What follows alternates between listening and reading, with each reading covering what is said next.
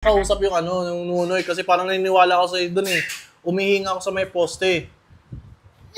Oh shit! Uy. Ay! Hindi nagalaw. Ano yan? Tayo matingin. Tang inalaruan. Tang ina mo tayo, laruan yan eh.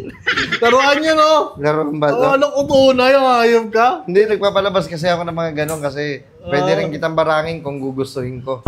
Ganon. Oo, gusto mong barangin kita. Wag naman tayo, wag naman. Oo, nagsasalita ka na naman na hindi ko naiintindihan tayo.